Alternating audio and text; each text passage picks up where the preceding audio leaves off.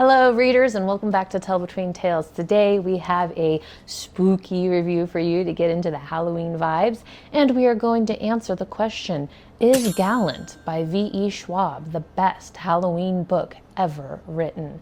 Stay tuned and we will find out.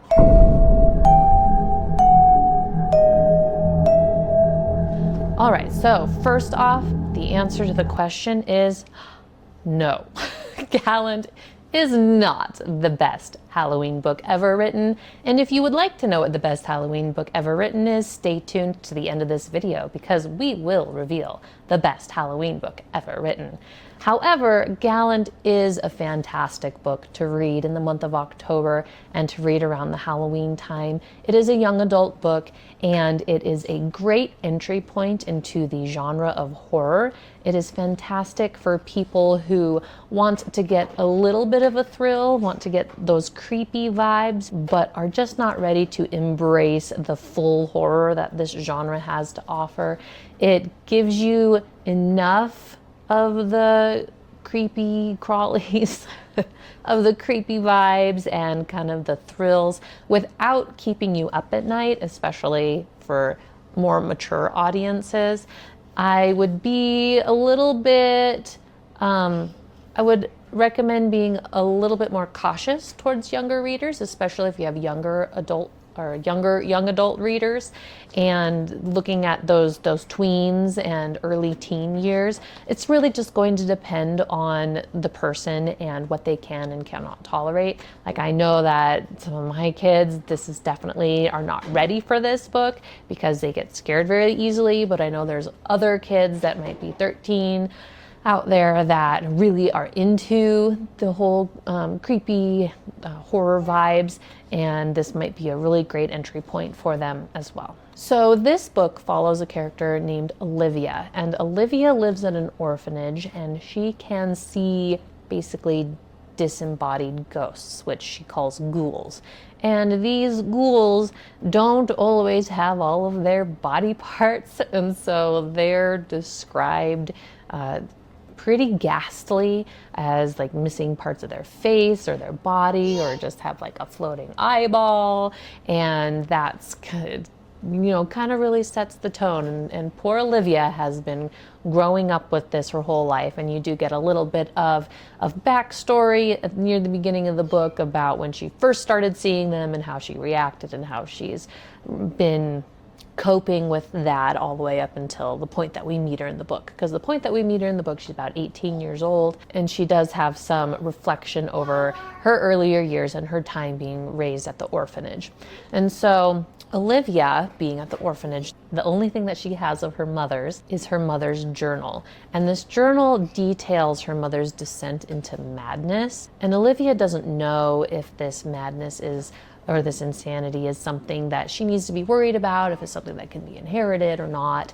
And I listened to the audiobook version of this, which I highly recommend. I think that the narrator did a fantastic job.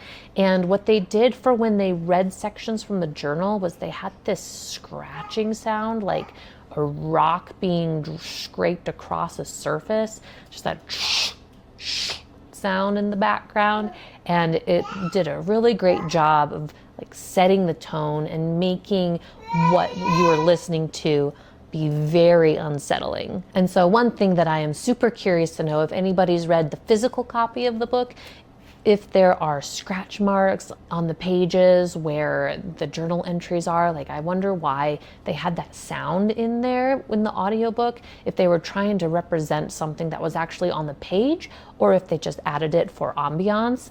I would be really, really curious. Let me know down in the comments below. But otherwise, I really thought that was a nice touch. So one day the orphanage receives a letter from a long lost uncle to Olivia saying, "Oh, Olivia, we have been searching for you. We love you. We want you to come home. Your mother was unwell when she left us, and you need to come home." Olivia kind of just has no choice, gets bundled up and sent off to back home. And I don't want to say too much more about the plot, because really a lot of the plot of the book is the mystery of of the house of Gallant. Olivia figuring everything out as she enters into this new experience, and she unravels the mysteries of the past, and she finds out who she is and the secrets about her family. There is this sense of mystery that she needs to unravel as well, and it's done just so well. So I really loved so much about this book. One of the things that I loved the most is just the writing is really, really beautiful, but it's also very accessible, especially for that young adult genre, that young adult age level. And I love how V.E. Schwab crafted her sentences to give Olivia her own voice, even though Olivia is a character who cannot speak.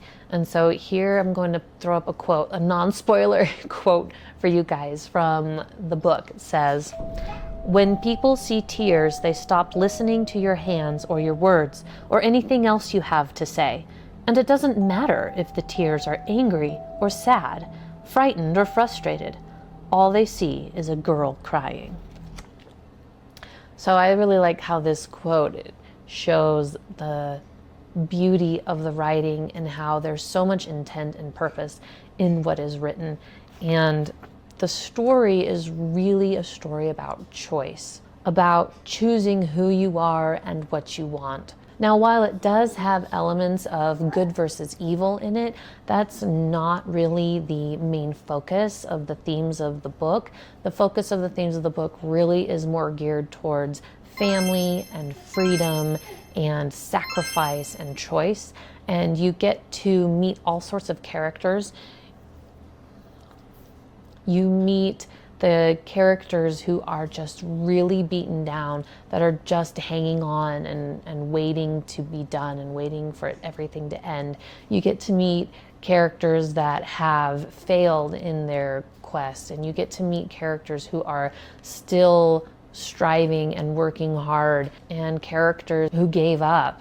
And so you really get this theme of here's this situation, and you get to choose what you're going to do in this situation. While you cannot change everything, there is a certain level of choice involved, and keeping close those things that are precious, like the family ties, and finding strength in those connections. So there was pretty much nothing that I disliked about this book. I do have one minor qualm about a plot point at the end of the book, and I'm not going to say what that is because that would very much be spoilery and would spoil the whole ending of the book. So we are going to skip over that. So if you're curious about what my minor qualm is, feel free to reach out to us in the comments down below, and I'd love to chat with you. And lastly, we have to give this book a language score, and I give it a 10 out of 10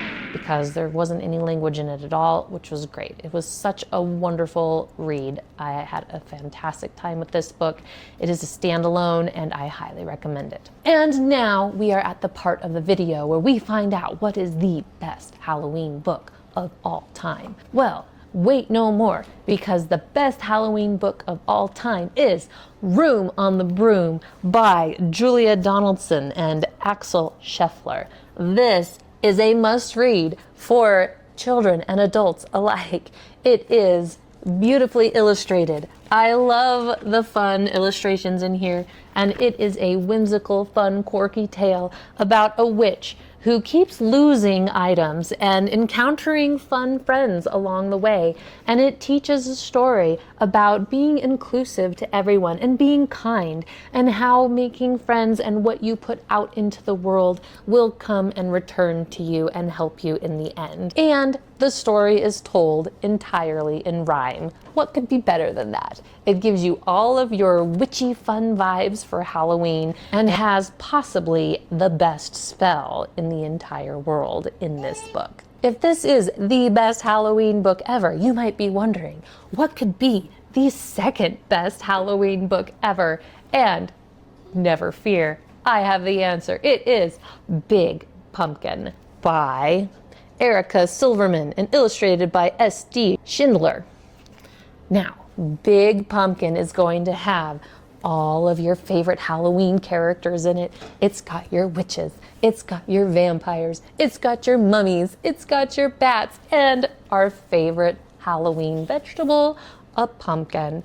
It is a story about a witch who wants to make pumpkin pie, and she grows a gigantic pumpkin and cannot get it off of the vine. So all of these different creatures come and try to help her. And at first she doesn't want to accept their help, but she thinks about pumpkin pie. And so everyone tries. And it's a story about friendship and not discriminating against the little guy, because not everything has to do with being the biggest and the strongest. A lot of times it can be smart and clever. And it's a great story about teamwork and how working together can solve your problems. Fantastic reads, great for the whole family, and you need to get this book for your kids, and you just need to get this book for yourself, because both of these books are absolutely amazing and they have wonderful, wonderful illustrations. Thank you very much. I hope you enjoyed our Halloween video and have a happy Halloween tomorrow. Thanks. See you next time.